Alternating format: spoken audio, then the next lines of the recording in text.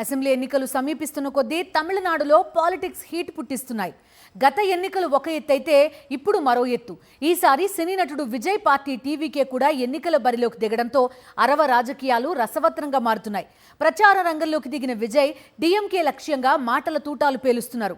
ఇక మరోసారి అధికారం కోసం ఎన్నికలకు ముందే ప్రజల ఖాతాల్లోకి తాయిలాలు జమ చేస్తోంది డీఎంకే. మరి తమిళనాడు ఎన్నికల్లో జనం ఏ పార్టీకి పట్టం కట్టబోతున్నారు? ఎవరు కింగ్ మేకర్?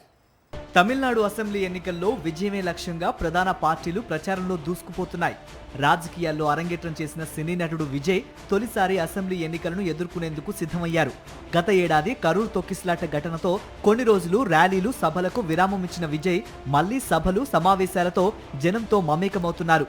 సేలంలో జరిగిన ప్రచార సభలో పాల్గొన్న విజయ్ తన ప్రసంగంతో పార్టీ కార్యకర్తల్లో జోష్ నింపారు. సేలం సభా వేదికగా డీఎంకే టార్గెట్ గా విమర్శలతో విరుచుకుపడ్డారు విజయ్. ప్రజలను దోచుకోవటమే డీఎంకే పనిగా పెట్టుకుందని, ఎలా దోచుకోవాలో వారికి బాగా తెలుసునని ఆరోపించారు. వచ్చే ఎన్నికల్లో గెలిచి అధికారంలోకి వస్తామని, అధికారంలోకి వస్తే అవినీతి రహిత పాలన అందిస్తామని హామీ ఇచ్చారు. టీవీకే పార్టీకి రాజకీయాలలో అనుభవం లేదంటూ ప్రత్యర్థుల నుంచి వస్తున్న విమర్శలను తిప్పికొట్టారు. అవును, తమకు దోపిడీల్లో అనుభవం లేదంటూ డీఎంకే పార్టీపై సెటర్లు వేశారు విజయ్. இவங்களுக்கு நமக்கு அனுபவம் இல்லையா? நமக்கு அனுபவம் இல்லதா? கொள்ளை அடிக்கிறதுலாம் எங்களுக்கு அனுபவம் இல்லதா?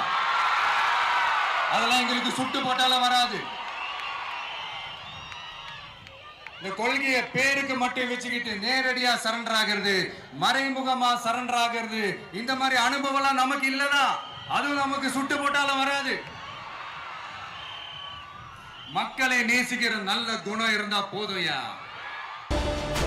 మళ్లీ అధికారమే లక్ష్యంగా వరాలతో ప్రజలను ఆకట్టుకుంటోంది డీఎంకే.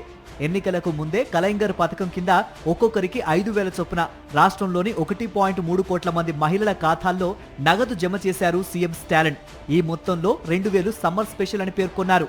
ఎన్నికల పేరుతో కొందరు ఈ పథకాన్ని అడ్డుకుంటున్నారని, ఎవరు ఎన్ని అడ్డంకులు సృష్టించినా తాను మాత్రం ఈ విషయంలో వెనక్కి తగ్గనని అన్నారు. முதல்ல 1,13,00,000 மகளிருக்கு பயனளிச்ச இந்த திட்டம் அண்மையில் அது விரிவுபடுத்தப்பட்டு இப்போ 1,31,00,000 குடும்ப தலைவிகள் பயன்பெற்று வராங்க.